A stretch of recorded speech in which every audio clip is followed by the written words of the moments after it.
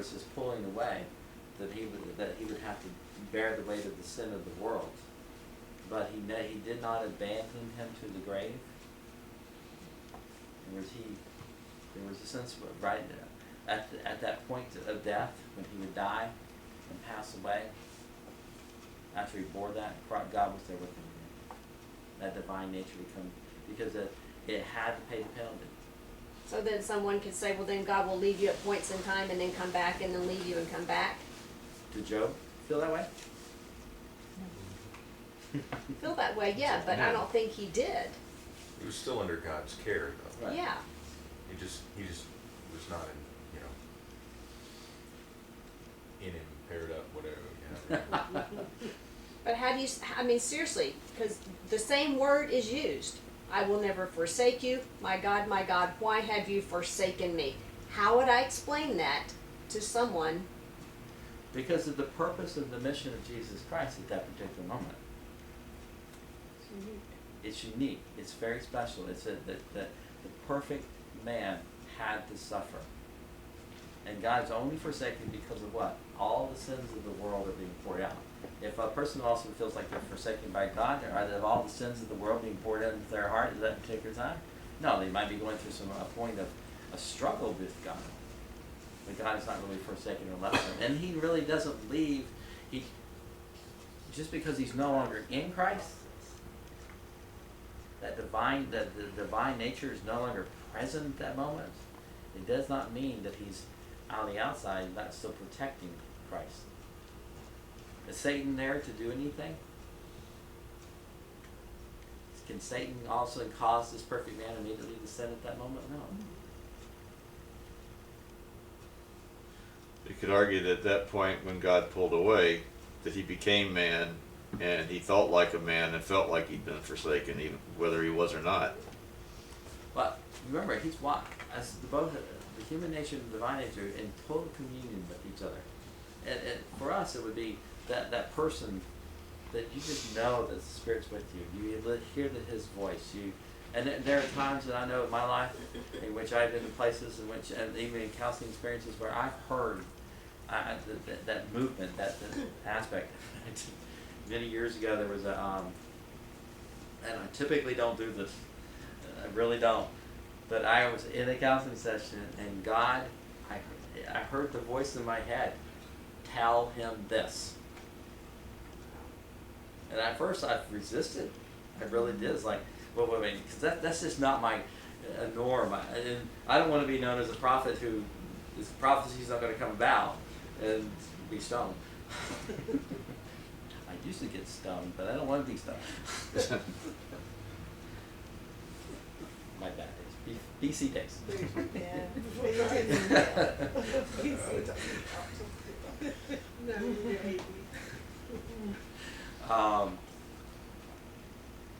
But I finally, I felt this unbelievable tingling, urging, and I finally told the guy, if you continue to do this path, this is what God is telling me to tell you. And he looked at me, he didn't want to believe it. But even Rhonda noticed the person. Sure enough, he continued to pursue his path, and horrible tragedy took place in his family. And I told him that, I'd said this was his business, that was going to have to, something bad was really going to happen to his family, something was terrible was going to happen potentially to his business. And when his daughter turns around and gets into a horrible car accident, and she has suffered brain damage, and she will always be the way she is for the rest of her life. Her, the family, the Blaze fella, and his business was trying to circumvent the IRS by hiding monies and things like that, and it was discovered and almost completely put them under. Definitely caused them to struggle for several years before they could get halfway back on their feet again. And so that prophecy, that statement that God that was fulfilled because he continued to do what he was doing. Was he a Christian person? Yeah, he claimed to be a Christian, but he was doing the wrong thing. You think he would heed that? You think? Yeah. You would think that he would have needed that. And I can tell you this to this day, on this day, he is a much more humble man in me reading that. This guy, He was a bodybuilder, and he was buff. So he believed that he could do all kinds of things, and he was very successful for a long time. Anyway, before we run out of time, in the psychology there. So, Jesus suffered a brutal torture, as we've been talking about, for the beatings that he was. How many people seen the Passion of Christ? Yeah, that gives you a really good idea of the kind of beating that he. In fact, some people, when they watch that, they say, "Oh, it couldn't have been that bad." I've had Christian people come up to me, "Oh, no, that's just Hollywood make it much worse." You know, the amount of torture that would in the Jewish and Roman times, they had a belief, and I'm sure somebody had to be out there going, "Okay, how many times did you whip?" 40 died. You know, we have a consistent pattern here statistically. We're experts. That at 40, right? Oh, yes, they And were. taking you just At the the edge. moment of the And then- death. Yeah. And so that 39 lashes, the high majority of people didn't die, but they were almost there. So they stopped. You would hope for that, probably. Yeah, by that time you were hoping that death would come. So there was 40 lashes minus 1 that stopped you from, because at 40, you were supposed to be dead. I'm sure if somebody had said really truly was run out, and when they did that 40th lash, they made sure it was the most lethal. So the beatings was horrible. The crucifixion itself, after the soldiers forced him to carry the heavy wooden crossbeam to Golgotha, they drove iron spikes through his wrist and to the beam. I've often thought, why did Jesus come when he did? Because he came to suffer in the most brutal way that was probably ever invented. Yeah. I mean, today he might, they'll probably put a lethal injection in him or something like that. But he came at a time when there was, a race, the Romans, that knew how to do the most Torture. terrible torture to a person. And So to- that's, you think about that. Why he chose? He came to get the worst you could possibly give to a human being. That's what I find most incredible about the sacrifice he did. He could have come at any time in the history. He came at that time to get the ultimate worst suffering he could possibly imagine. I agree with that. And all God's timing, nobody he would understand that. But the crucifixion, and and when the interesting thing though, typically when a person was up there and they were up there for too long, it's kind of like, it's dinner time, we go home. They would immediately break the guy's legs, and so that they no longer could. Because when they were on the cross, to get a breath after the way the crucifixion was, and then it sprung you out, you would lift yourself up. And so if you broke the people's legs, they couldn't lift themselves up anymore, and then they would die. They would suffocate because of the fluids and stuff that were on the lung. And they said, but Jesus wouldn't do that, so that's why they poked a spear into his side and saw both water and blood. And then they saw the separation that had already been taking place. And he was supposed to be, according to prophecy, that none of his bones would be broken. None of his bones would be broken, but he would be pierced for our transgressions. Exactly everything that was from the Old Testament prophecy played itself out perfectly. And of course the burial.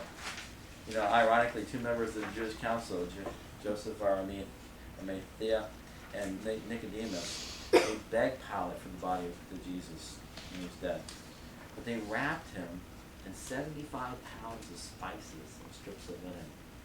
And then when the Jews were afraid that the body would be stolen, we would know there would be a minimum of 4 Roman soldiers. It could have been up to 12. But, I'm sure the Romans thought that. We'll send the 4. They'll take care of everybody because us Romans were bad. We're top dogs. Bad dudes. But was put there. And then for the body to be stolen, those Roman soldiers would know. They would know that if that would happen, that they themselves could suffer death. So this is the amazing part. So, in fact, who did they go to first? You remember the story? Who did they go to first when the body disappeared? No, they didn't go back to the Romans. They went back to the Jews. They went to to Ananias and said, hey, the body's been dead. And it's kind of like, don't worry about it. We'll come up with a story. We'll keep you guys alive. Here's some money. That because of that, we're paying you off. You go tell this story. Now, the interesting thing would be, most people would know Roman law. They would know that if they're telling this story and they're not being killed, that it's not right. Something's not right. So it's thinking to be wise, they became fools. Wasn't that an extravagant amount of spices? It was. 75 pounds? It was. This is Jesus. Right, I'm just, Yeah. would it have been a particular honor to use that? It was. I'm sure it was. But these two guys are very rich.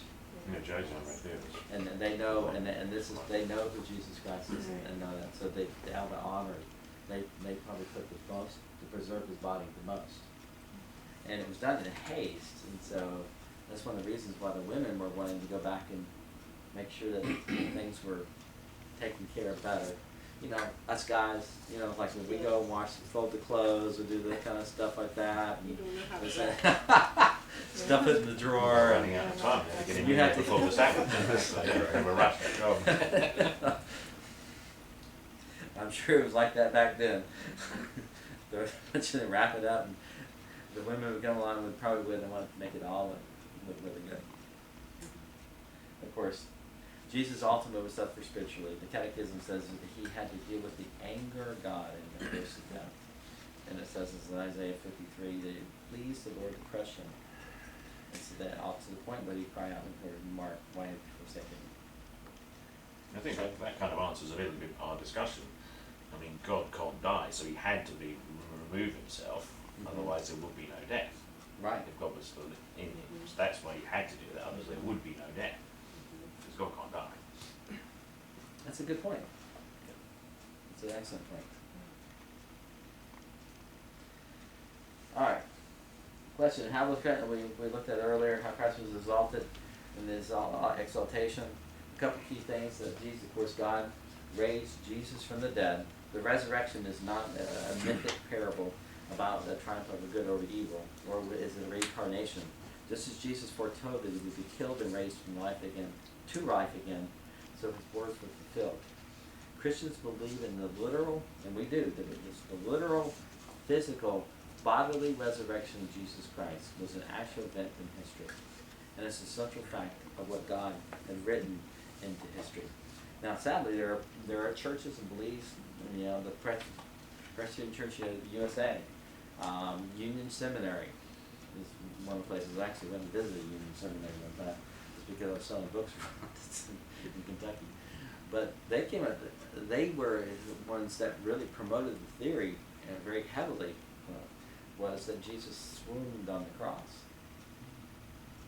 In other words, he really didn't die.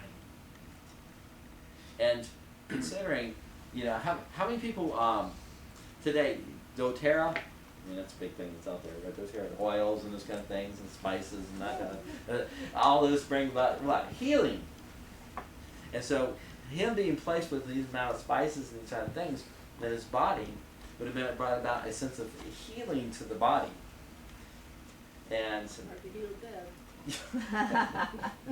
Let's do But if an you only experiment. Let's go slowly around with pass some down. trees and buy them, stick them in there and see if they come back. Profound statement. And the sad thing is that, you know, an atheist group would come along and say, well, it has to be true because there are stories in which how many times somebody's been pronounced dead, they've been stuck in the, you know, in the morgue, it's nice and chilled down, and then they're taken over to the this funeral home, and the guy's about to go and pump their stuff in there, and they poke the body to put in the the person wakes up.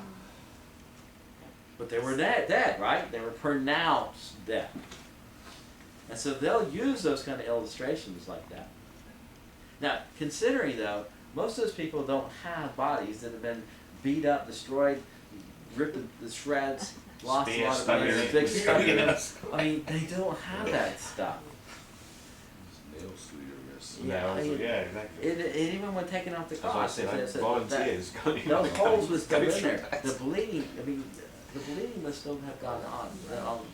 So this, for Jesus just to have swooned on the cross is a crazy theory.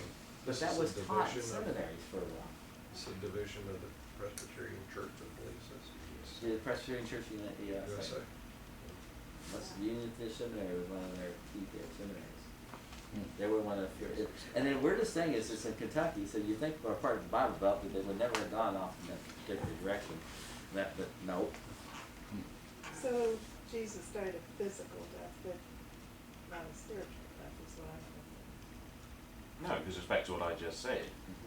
In order for there to be a death, in order for there to be that atonement, Physical death. otherwise there would be no resurrection, Right. God had to leave, because God wouldn't die.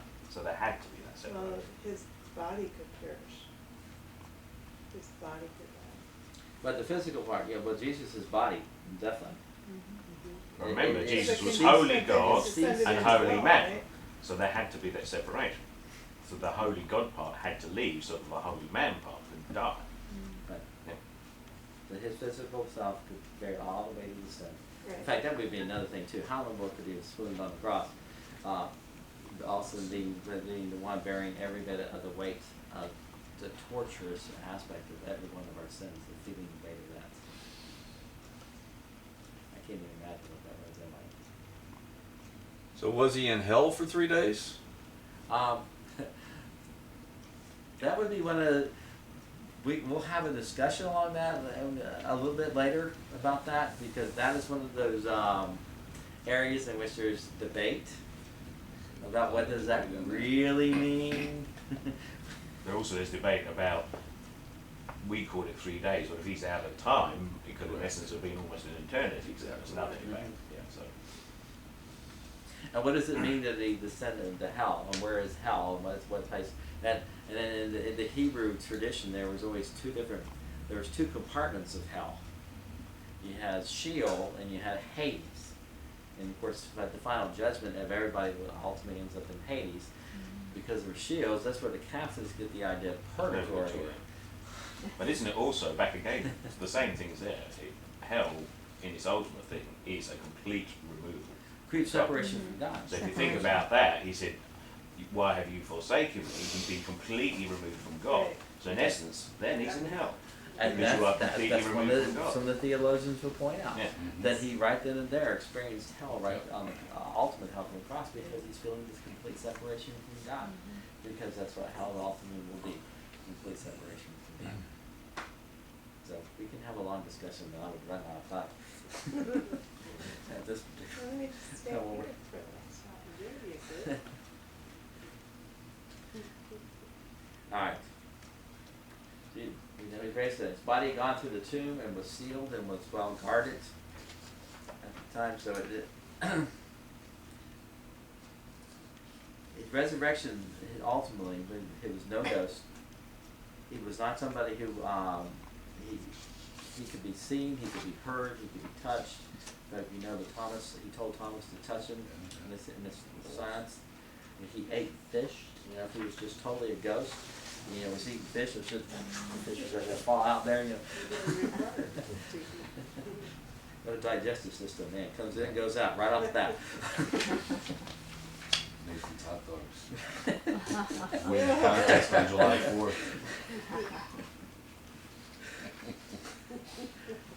No, all those things were something that showed it here. His body gone through the tomb. It's all four gospels. The interesting thing is grave clothes remained. Now, if you were going to steal somebody's body and you got 4 guards that are going to be there, and you need to do this pretty quickly, You just grab and go. Yeah. Could you imagine Not somebody? unwrap and go. Yeah, not unwrap. Fold the linens Oh, up. that's true, and then fold, and yeah. fold them. It's like it's a thief breaking into your house and going, you know, this is a messy place. I'm going to clean it up for them before I leave. Yeah. Right. So the grave clothes, of course, Jesus himself, he appeared over 500 people. Paul was telling about that in various circumstances. The first period with Mary the Magdalene, and then the other Mary, also Jesus' mother. He also appeared to the disciples, appeared to the two disciples on the way, on the road to Emmaus. He appeared to Peter, to all the disciples, all different types of folks he appeared to. The conversion of Paul is absolutely huge because Paul sees it, and the aggressive persecutor. And this right now, he's one of these people who would be the top dog. The Jews have made him somebody really important and given him his papers. He's about to travel through the country. Everyone's going to massively respect him.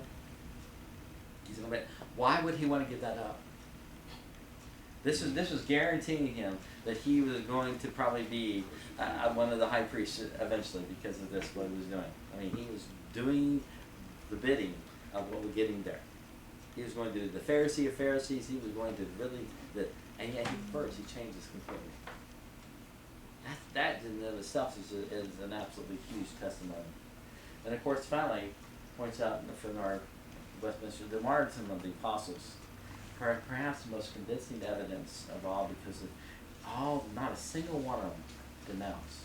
Knowing the kind of punishment and torture that they would go through, not a single one of them would end up denouncing Christ through all that. So, Jesus ascended to the right hand of the Father. It tells us that he was raised in the position of authority over the universe. Once again, the ascension took place before many witnesses. They saw him. The disciples watched him go up. And Jesus said himself, all authority belonged to him. Jesus will return again with the power and judge. As he says in Acts, it says he was taken up before their very eyes, and a cloud hid him from their sight. And they were looking intently up to the sky as he was going. And then suddenly 2 men dressed in white stood beside them. Men of Galilee, they said, why do you stand here looking into the sky? The same Jesus who has been taken from you into heaven will come back in the same way you're seeing him go into heaven. So, our conclusion on this particular section. We can be drawn. What conclusions can be drawn? The resurrection shows us the uniqueness of Christianity and the falseness of other religions. No one else really has the resurrection. In fact, only Muhammad supposedly got an audience with God for one day. That's right. Jesus himself declares to be God from the resurrection. The credibility of Christ's claims to be God in the flesh and the only way to the Father.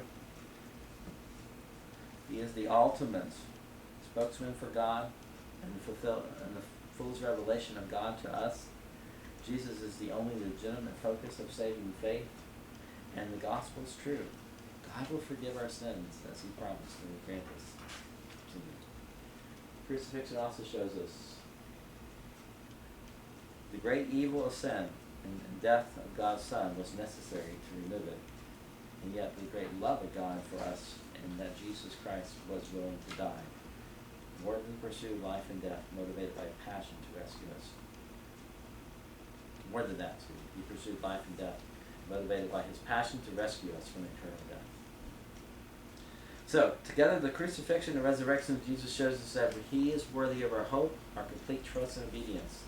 Such a powerful, loving Savior could never lead you wrong and will never abandon you. You can safely place your hope and trust in him so completely that you can devote your lives to the worship and follow him. All right. And that's why one should read John chapter 17 and what those things meant. But for the next lesson, the human condition and the justice of God. Question number 13, Catechism. Did our first parents remain as they were created? Of course, the answer. Left to the freedom of their own wills, our first parents sinned against God and fell from their original condition. What was the original condition? Perfection. No, that was the original law. And So living in what was the original harmony condition? with God. Perfection. Perfect, yeah, perfection. Oh. That was the original. So what is sin? Sin is disobeying or not conforming to God's law in any way. And of course, question number 19, okay, what is the misery of man's fallen condition? By their fall, all of mankind lost fellowship with God and brought his anger and curse on themselves. They are therefore subject to all miseries of this life and to death itself and the pains hell forever. You know, all of us know, because of what in your human condition, that the world isn't safe. You know, if I was to ask most of you in this class, are you happy? The majority of you in this class would say, yeah. Yeah, so I'm doing pretty good. Life is okay right now. Yet if I said to ask you, is your life totally free of difficulty? I don't think I would get a single yes. All of us have to face difficulty at some time. We struggle with those things. It's there. And it's part of the condition in which the fall left us in. So how difficult is your life? What's in your bag? What's in the difficulties?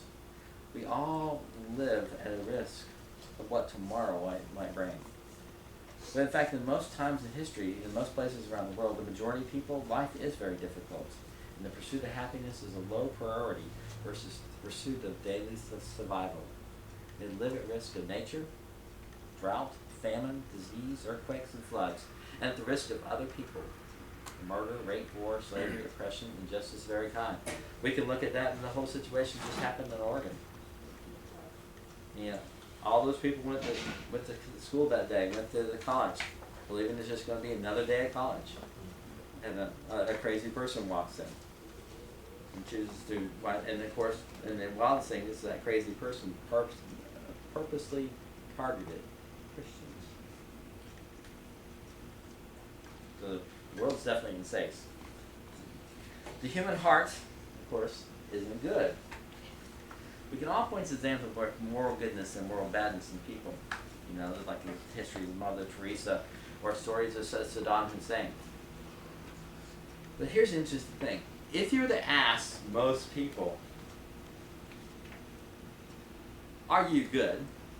What would they tell you? Basically. Yes. Yeah. Basically. But if you ask them, is man basically good? What do they tell you? Really. Oh yeah, the high majority of people will tell you that man is basically a good person. In fact, we sadly operate by, in many ways, that all men, every child born into this world has to be good.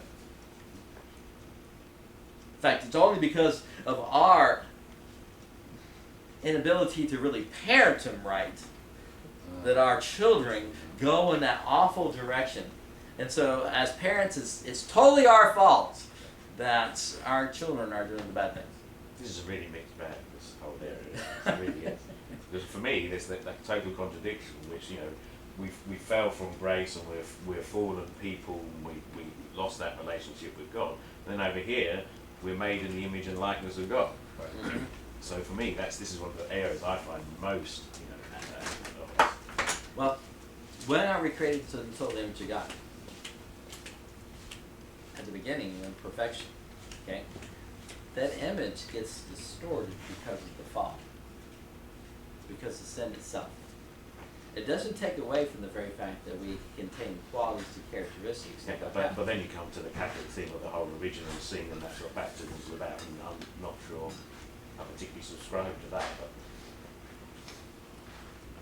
I don't think this church particularly subscribes to baptism being this removal of original sin. No. No, We've exactly. never. So that's kind of what you just said. If you think of it, you just said that Well, we're perfect, but the because of the fall, you know, we're bad as well. So Well, they believe, the Catholics believe that that's why they baptize children Yeah. quickly, is that as they believe that it's total regeneration, that the baptism completely washes away the sins of the original sin. If that was true, all of a sudden every child who was immediately baptized is what? Christian.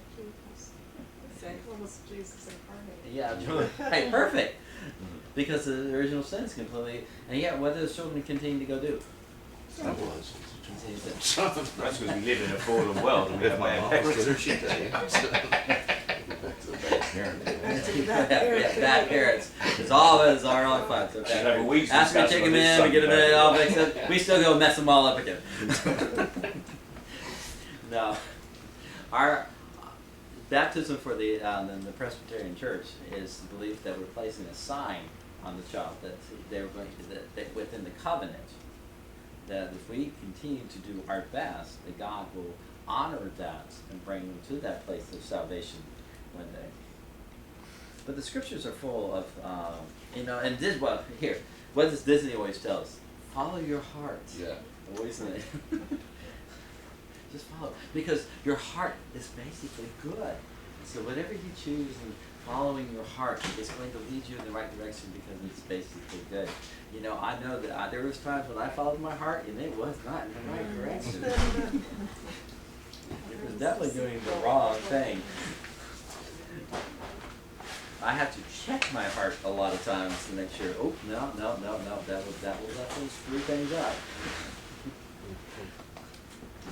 So the Bible takes the opposition that people are basically bad in the heart. The law and grace in God impresses upon the human condition because to any human goodness that we see. Okay. Yeah, in fact, in Common Sense, Thomas Paine argues against the divine birthright of kings based upon the Bible's teaching that people are basically bad and selfishly look at their own interests. To Paine, it was common sense to give unrestrained authority to one selfish man just because he was born next to a line of the throne. He even stated that the reason government is needed at all is to restrain people's badness by enforcing laws. And this is so true. So experience teaches us that life is difficult, and the Bible shows the human heart. And at the very core, is selfish, it's bad. Now, does that mean that bad people can't do good things? No. From the human or the horizontal plane, some bad people can do really great things. There are people out there who are living a life of sin and decadence, and yet their philanthropy supports great works.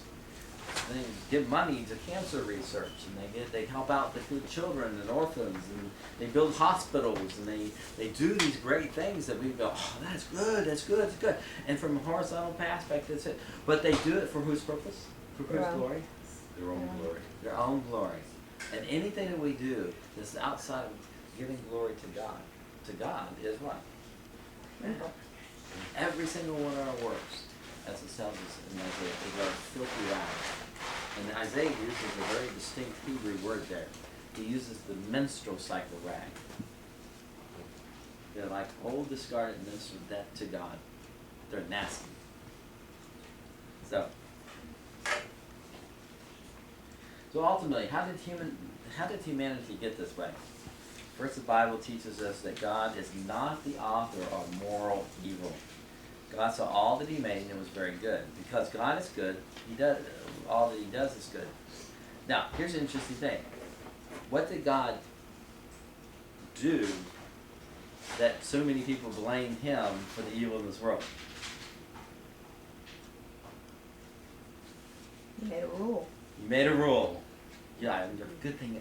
I was hoping you would say something since you went to the class in my house. And we talked about evil. He made a rule. I wonder why Because he made a rule. One rule, and He said, if you do this, He pronounced a consequence.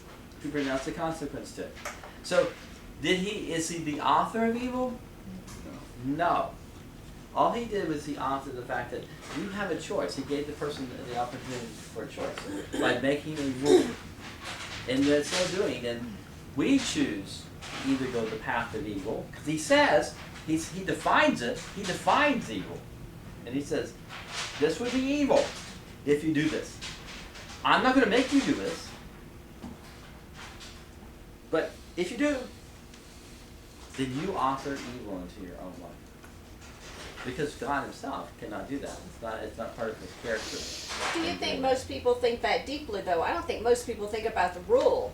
I believe if you went out and asked the normal person on the street will say, well, God created Satan. Satan is evil, therefore God created evil. Oh, yeah, and so... That's where normal human beings would come from, not authoring the rule. But here's the thing. If God did not give the rule, even if Satan shows up, they can do anything they want to do because there's no rule, nothing to break. But if we put things another way, so we said God created perfection, and man has perfection at that time, And we then have him being tempted by Satan after his 40 days as the perfect man being tempted by Satan and was able to resist. So you can look and say, so why couldn't Adam and Eve resist Satan's temptation? Because they were perfect beings at that time. Well, and you know, Simon, I wrestled with that in a huge way. I read this book when I was at Tampa Bay Presbyterian Church. This book is I mean, literally it's that thick, and it's called Sin. Oh, that's a lot of words. Burkauer wrote this book on the theology of sin. And it was huge, thick book. And I so wrestled, how does a perfect being in a perfect environment make a bad decision? You didn't know the rule. Huh? Didn't know the rule. Didn't know the rule. Didn't really understand. If there was no rule, they would always make perfect choices and do that, okay? But God gave them, at that particular time, actually at that moment, when they were created in their perfect state, freedom of will. Freedom of will. And everything He's created, from the angels to the humans, He gave the opportunity to have the freedom of will, to make a choice. Because He knows that the essence of love, it's about choice. I choose to love you or not. I choose to care about you or not. It becomes that black and white. I choose to make that choice for that. So in that freedom of will, in that moment, the fact that when evil would show up in the garden through Satan, now evil is present, and there's a rule. Now, we know before evil showed up in the garden, and there's a rule, what decision was that on me making? To conform. Yeah, No. God said, walk by the tree. Yep, exactly. Right. So we know that they could follow the rule perfectly because they were in a perfect environment. But when evil showed up and distorted, created a distortion in the midst of perfection, which is this is the beauty of understanding also what we were just talking about in the sense of human nature, of goodness and badness. That is that and the distortion of that created that distortion. They would make the choice. They could choose on their freedom of will to fall. They would eat. Because what was the key thing that there was the three areas of, what are our three areas of temptation the most? What do we struggle with the most in the areas of temptation? You know what they are? Scriptures tell us twice. Jesus said it and also said in I think it's 1 John. Money? Huh? Money? Well, actually, that's just an object for the temptation. The three areas. Power. Okay, somewhat close. So the very I'll just tell you. I'm in suspense. To be like that. One is your physical needs, because you told him to The lust of the flesh, turn the bread into the lust of stone the bread. eyes, and the boastful pride of life. Those are the three areas in which what did it tell us? Say They it saw again, the I fruit. couldn't hear you. The lust of the flesh, Okay. the lust of the eyes, and the boastful pride of life. And what did they see when they saw the fruit? After Satan got them, with his temptation to them, he said that the fruit looked what? Good. Pleasing. Pleasing. A good food for the stomach, and for making you My God. wise. Yeah, made him wise, all right. Yeah. He knew that he had fallen for that same reason, though. Yeah. You know, because he fell for his own lie, basically, that he could be like God or better than God, and so he knew that he could go after that. Right. And he could be the ruler, and he'd be number one, and he was the most beautiful angel of all. And he wasn't, for whatever, all those things. He brought the same thing. And then when he tempts Jesus, what is he tempting with? Just read food first. Power. Stand on the pinnacle. And bow down before me, and I will give you pride. He tempts him all this, and Jesus conquers all that. You know, with Adam and Eve, they had never known consequence. So maybe they didn't really understand. I mean, even though they were told the rule and they understood the rule, but maybe it's just like children when you tell them something for their own good, and then you punish them because they did it. Maybe they didn't get hurt or anything, but you punish them. Until they get punished and they get the wrath, they don't really understand why it was a big deal that they did what they did. So I think But he laid out the consequence very clearly. You will die. Oh, well, I I mean, guess very, that's you pretty told it very specific. clearly. That's Yeah. your Well, and what was consequence. the Still, but Satan's maybe very he first didn't statement? He really- says, "Will you really die?" In other words, I want you to doubt God now. Doubt, in fact, that's what James talks about, the issue of doubt in the beginning. You see, that was the very thing that he got them to doubt. God, will you surely die? Because God knows that if you eat of this, in other words, He's been holding something from you. He Something lied. that He hasn't talked to you God about. lied So to the- us. Yeah. Huh? Yeah. Yeah. And would he really? He said you He's the die, liar, but not yeah, me. right. He said you die, but you won't. You know what, we've talked a lot about death, and correct me if I'm wrong, because I couldn't quote the scripture, so I may be making this up in my head. But doesn't Jesus say about a girl who is dead according to the eyes of her family or whatever? That she was only sleeping. That she was only sleeping, so is it possible that that's like an insight into the way God sees death? Maybe differently than the way we do. We've been talking about Really Jesus' death on the cross and some different things, but because God is not subject to time and space, but I don't know. I'm thinking that's more in the fact that he was just preparing for the fact that he was going to raise her from the dead and had that power. Which is, Right. I think it's But more he related Well, said see- to that. what he said, and his words are perfect. That takes us in a little bit different direction, but the aspect of, in fact, James Montgomery Boyce, the idea of soul sleep, and even when Samuel was Samuel. brought from the back, what did he say?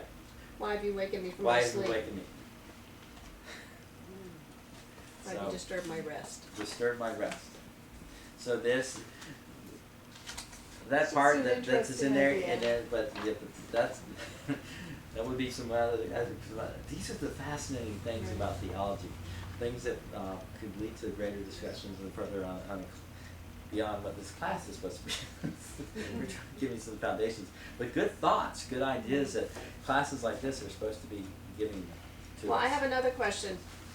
If the first sin was what Adam and Eve did, what was it that Satan did when he had the pride and went against God? Was that not sin?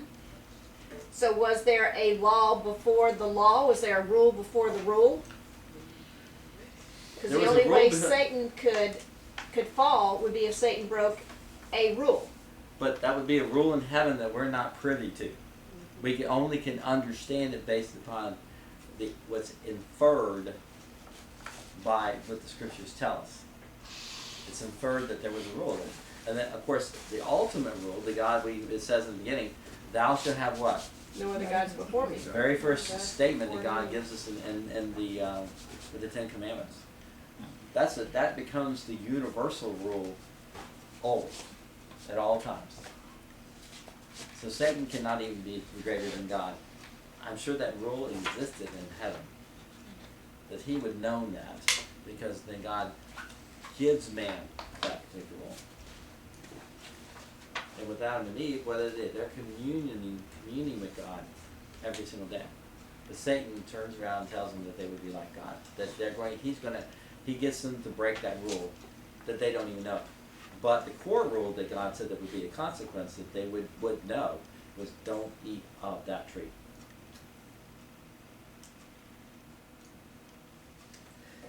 We're not going to get done. It was an interesting thing. John turned around and said to me, "Oh, should be a short one. You probably get done early."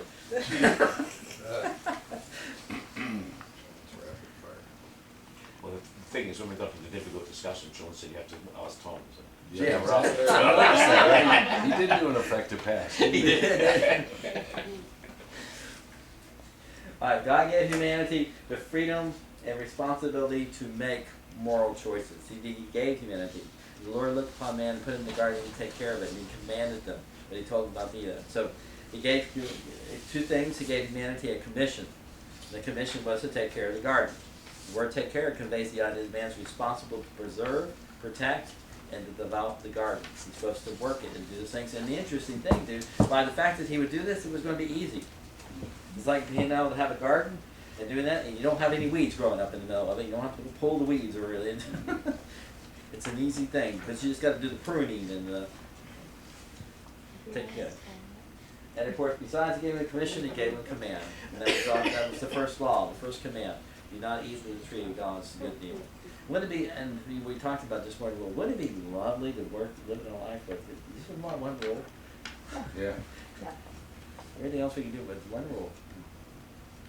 Of course, Adam and Eve misused their moral freedom and responsibility, and that caused the source of human badness or moral evil into this world. So humanity chose to betray God, which was the source of moral evil. You shall surely die. You will not surely die, of course, is what the serpent said. For God knows that when you eat of this, your eyes will be opened, knowing good and evil. They believed that.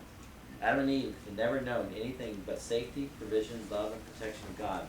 As if this was not enough, he also granted them the freedom of thought, word, action, and companionship of an equal. In other words, God had provided them with every good gift they could ever want or need. So they had no reason to believe that God would not withhold any good thing from them. And yet, when evil showed up, they chose that, they betrayed him. So, some key things about their acts of unbelief. Adam's Eve choices, there was unbelief, there was pride and selfish ambition. They chose they would be like God. There was immorality because they chose to return evil for good or for what God had done to them. There was rebellion because they chose to disobey the command of God. I will not have you a ruler over us. We want to be co-equal with you. And there was treason. That they chose to ally themselves to the enemy and escape God's authority. Their first choice, evil choice, had far-reaching consequences for both themselves and personally, and for the whole human race. So what are the consequences for that first choice? That Adam's evil choice bound humanity over to moral corruption. So for the evil choice, the master evil choice. For able to do good, not able to do good. Before the evil choice, able to do evil. They were given that choice. After the choice, able to do evil. Before the choice, they were innocent, knowing only good. After, guilty, knowing good and evil, but bound now by evil. In other words, what happens then is that their soul, their essence of who they are, their will, is now bound by evil. There's a binding that takes place with them. So, everything, all of men's hearts, everybody who does, finds himself dealing with the evil consequences of that. And that's why we can say from the scriptures that man is basically evil. Not that they cannot do good things, but man is basically evil because of the fall and the curse that is there. And she's from our little chart, not able to do good after that. Not able to always step forward to please God. If outside of God, they will always do it for their own sake. Now, as the Christians, when we ask Jesus Christ to come to our hearts, when we do that, we change this. The Christian has the ability to go back to that because of the Holy Spirit. That we can do things for the glory of God. And that's the wonderful things about the gospel. All right, guys, we'll have to kind of end there and we'll finish up next time.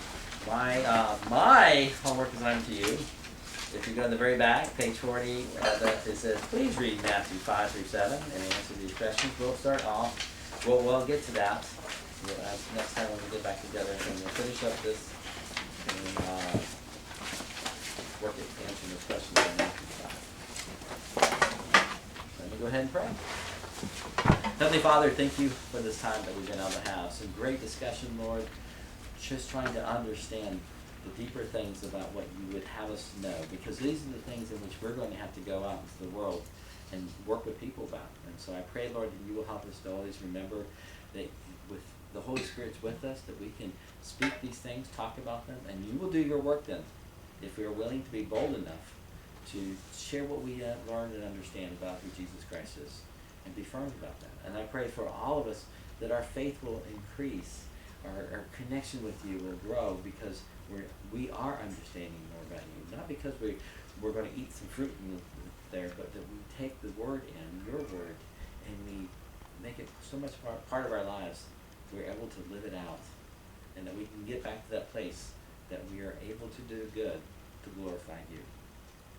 So you continue to guide us. This is the name of Jesus Christ. Amen. Amen.